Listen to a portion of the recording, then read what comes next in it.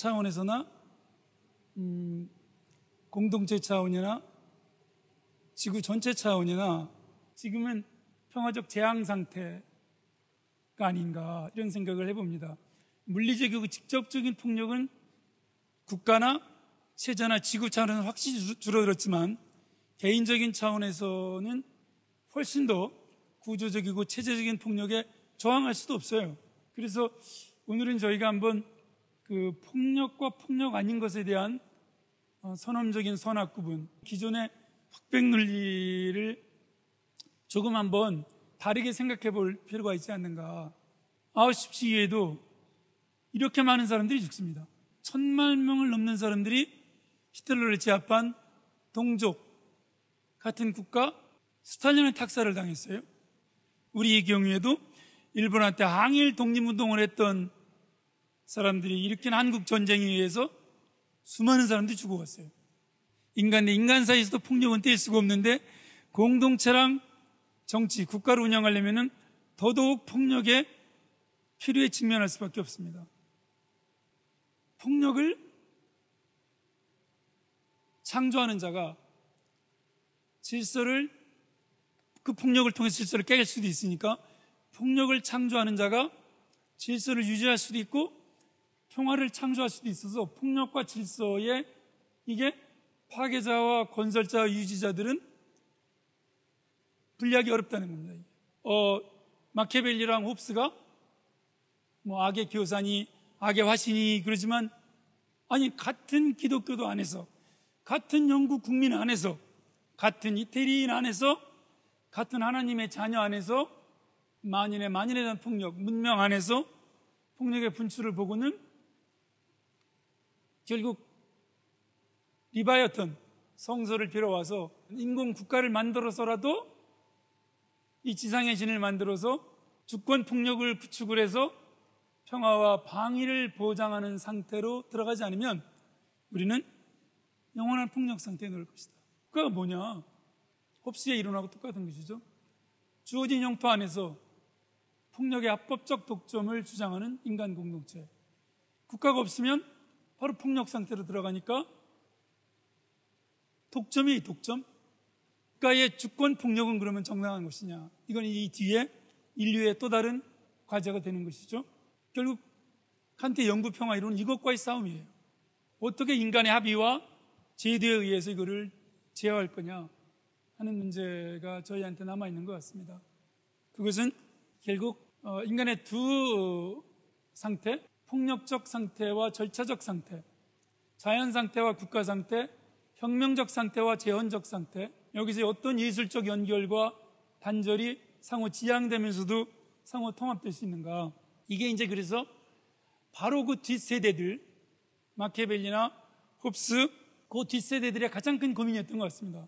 인간이 인간한테 평화롭기 위해서, 서로 존중하기 위해서 폭력을 통제하는 권리를 인간한테 주었다. 그리고 그것을 동시에 국가를 만들었는데 만들어진 국가가 인간한테 주권 폭력을 행사할 때, 국가 폭력으로 다가올 때는 이것을 어떻게 분리하고 어떻게 연결하고 어디에 우위점을 둘 것이냐. 특히 말씀드린 대로 폭력은 대부분 인지 폭력이고 내부 폭력이고 근거리 폭력이고 근친 폭력이기 때문에 폭력과 인간의 불가분성을 신화나 성서나 역사나 오늘날까지 이렇게 쭉 보면 폭력은 종족이 다르고 민족이 다르고 문화가 다르고 언어가 다르고 혈통이 달라서 생기는 게 아니다. 혈통 내 폭력, 종족 내 폭력, 문화 내 폭력, 민족 내 폭력을 보면 종족이 같아도, 가족이 같아도 정치적, 종교적, 이념적, 후천적 요인이 다르면 인간은 폭력 상태에 들어가거나 살인을 저지를 수 있지만 종족이 달라도, 문화가 달라도, 혈통이 달라도 같은 정치, 같은 공동체, 같은 종교를 갖고 있으면 안 싸우더라, 안 죽이더라. 이거는 블러드 킨십보다는 시빌 프레터니티 또는 폴리티컬 프레터니티가 폭력을 극복하는 데 있어서 훨씬 중요하다. 이거는 인간 본질론, 문화 결정론, 종족 결정론에 대한 강력한 반박입니다. 아우구스티누스 교부가 외국의 어떤 폭력성이나 야만성도 내부의 폭력성보다는 강하지 않다. 어떤 쪽이 로마에 더 불행했으며 더 추악하며 더 괴로웠는가? 최근에 고트족과 과거의 고린들의 침입인가? 아니면 자신들의 몸이나 다름없는 사람들에 대해서 마리우스와 슐라와 그 일파가 저지른 잔인한 행동인가? 고트인들은 아주 많은 원로원들을 살려주었는데 그들이 어떤 의원을 죽였다는 것보다 그것이 한층 놀라운 사실이었다. 그러나 슐라는 마리우스가 아직 살아있는 동안에 고린들조차 침입하지 않았던 카피톨 신전에서 정복자로 자리 잡고는 그곳에서 살육 명령을 살포했다. 그 후에 슐라가 떠나자 마리우스 일파는 어떤 것을 신성하게 남겨두었던가? 그들은 심지어 시민이요 원로원 의원이요 신관인 무키우스가 로마에 운명히 거주한다고 말해지던 바로 그 제단을 애처롭게 붙잡고 있는데도 그 목숨을 빼앗지 않았던가? 폭력이 인간과 인간의 경계에서 어떤 경계를 중심으로 형성되는지, 어떤 경계, 어떤 차별, 어떤 구별을 무시해 왔는지 보여주고 있습니다. 니체는 다른 걸 또 하나 얘기하고 있어요. 노예의 도덕과 주인의 도덕을 대비했을 뿐만 아니라 괴물을 부정하려고 하다가 괴물과 싸우다가 우리가 괴물이 될 수 있고, 무적행, 이 지옥 옆을 끊임없이 바라보다가 우리가 지옥이 우리를 바라봐서 같이 닮아가는 것에 대해서 눈을 떠야 되지 않느냐. 억압과 노예 상태를 타도하는 것까지는 좋은데 이게 또 다른 폭력의 근원이 됨으로써 결국은 인간에 대한 폭력, 인간에 대한 손상을 초래한다. 노예 도덕이 이 분개심의 르상티망이 더 반인간적이고 더 가공할 폭력으로 연결되죠. 자기네가 정의의 편이라고 쓰면 왜 이렇게 의존적이고 오만하고 공격적인가? 왜 폭력적인가? 한국전쟁 때 정치국의 작전교범이라는 책을 끄떡까보라는 얘기가 나와요. 네이선 라이트라는 사람이 51년에 쓴 책인데, 공산주의자들의 급진파들의 혁명파들의 핵심 교범은 누가 누구를이다. 끄떡까보. 레닌이 얘기할 때는 누가 누구를 쓴 주인과 노예의 상태에서 노예가 주인을, 피어갑자가 억압자를, 프롤레타리아가 부르주아를 타도하고 지배하는 것은 언제나 정당하다는 거예요. 이 과정에 이 수단이 폭력적이거나 전체적인 문제가 안 돼요. 오히려 더 권장사항이에요. 그래서 폭력혁명론이나 왜? 이 막강한 쟤네들도 폭력을 알고 있어요. 부르주아 폭력, 반동폭력, 보수폭력을 타도하려면 우리야말로 훨씬 더 강력한 혁명적 폭력을 가져야 되고, 혁명적 폭력을 이양하려면 우리 혁명적 진리로, 교의로, 이데올로기로 점점 무장이 돼야 돼요. 그래서 처음에 끄떡까보는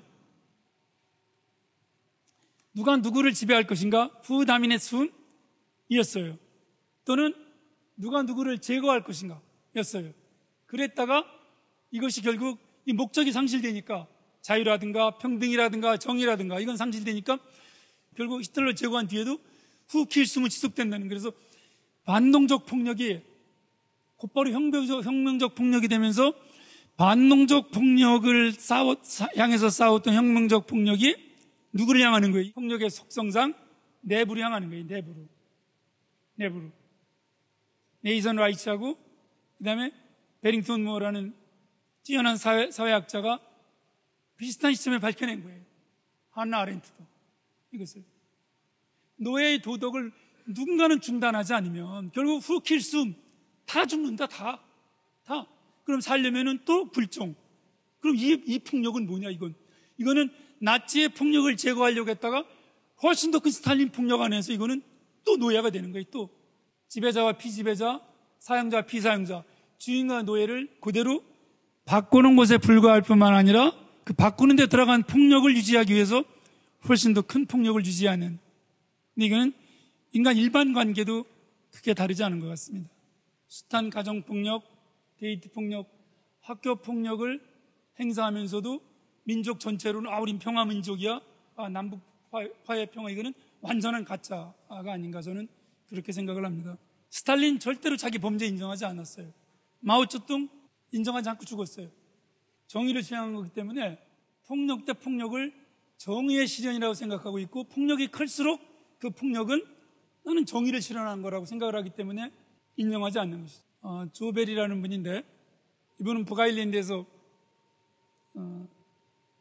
아버지가 살해됐는데 아버지를 살해한 범죄자를 용서하고 그와 함께 이렇게 같은 단체를 만들어서 평화운동을 하는 분이에요. 그 과거에 그 범죄자에 대해서 용서하지 않았을 때 나까지도 그 범죄의 2차 피해자가 된다는 건, 나는 남아야 되고 실존을 지속해야 되는데 아도르노가 계속 아우슈비츠 이후에도 시를 써야 된다 그랬을 때 똑같은 그 문제시라고 생각을 합니다. 비극이 인간의 한 조건이라면 저는 또 한 조건은 생존이라고 생각합니다. 비극이 운명이고 생존이 필수라면 저는 좀 화해는 숙명이 아닐까.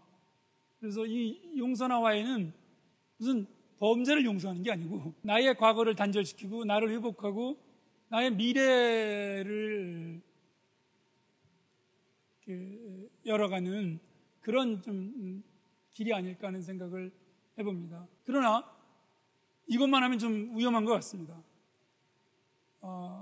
개인적인 용서와 함께 사회적으로는 법률이나 타협을 통해서 정의가 수립될 수 있겠구나 하는 희망을 갖게 할 때 개인적인 용서와 사회적인 정의는 함께 화해를 이렇게 만들어갈 수 있지 않을까 하는 이런 생각을 해봅니다. 그럴 때에 저는 좀 비인간화나 반인간화에서 초래됐던 이런 그 인간 공동체가 다시 재인간화하고 그것이 보복으로서의 정의가 아니라 회복으로서의 정의가 아닌가 이런 생각을 해봤습니다. 아까 조베리 여사와 유사한 사례들이 몇 개 있어서 TUC라는 단체를 갔었는데 여기도 종교도 다르고 조직도 다르고 가해 피해도 다른 자녀들이 지금 같은 단체를 만들어서 용서와 화해 운동을 하고 있는 굉장히 감동적인 단체입니다. 우리 사례에도 좀 있는 것 같습니다. 제주도의 하기리 영무원에 가면 여기도 이제 진압 측과 피해 측, 경찰과 유족 측이 같이 이렇게, 물론 한 비석은 아니지만 한 위령단에 이렇게 같이 모셔져 있는 거를 볼 수가 있습니다. 전남 영암의 구린마을 같은 데도 상당히 잔인했던 상호학살의 비극인데 지금 같이 위령제를 지내고 있고, 나주에 다도 세계적으로도 적지 않은 사례들이 있습니다. 타협, 합의, 연방이나 연합이나 연립, 공존의 길을 가는 거, 결국 이거를 최장집은 정치적 이성이라는 아주 절묘한 용어로 설명을 하고 있어요. 종교적 이성이나 진리적 이성이 아니고 정치, 폭력을 바탕에 두고 그것과 합의를 이루어가는 이성. 그렇다고 정치적 이성이라고 한 것은 정치의 특성을 이해하라는 것이지 이 반대가 아니라는 거예요. 칸트가 폭력의 단절, 영구평화를 어떻게 추구할 것이냐, 이성의 실질적 원리에서 출발할 것인가, 이성의 형식적 원리에서 출발할 것인가, 의심에 여십시오 후자라는 거예요. 칸트는 의심할 여십시오 후자의 원리가 선행되어야 한다. 왜냐하면 후자의 원리는 법의 원리로서 무제약적 필연성을 지니고 있지만 전자의 원리는 우리가 설정한 목적의 경험적 조건, 강제성을 띌 수 있기 때문에 그렇다. 절차가 형식적 원리에서 정의롭지 않으면 네가 갖고 있는 실질적 원리, 목적이 옳더라도 그것은 실천 철학과 실천 이성의 문제에서 그것은 정화당이 될 수 없다.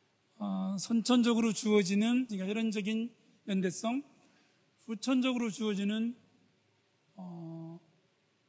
정치적인 또는 시민적인 연대성, 그 둘 사이에 주로 후자에 의해서 폭력이 발생하기 때문에 후자를 칸트가 말하는 형식적 원리를 적용한다면 정치와 폭력의 불가분성을 정치적 이성으로 통제하면서 인간 공동체가 평화나 공존이나 복지로 나아갈 수 있는 좀 좁지만 그래도 열려있는 가능성이 아닐까 생각을 합니다.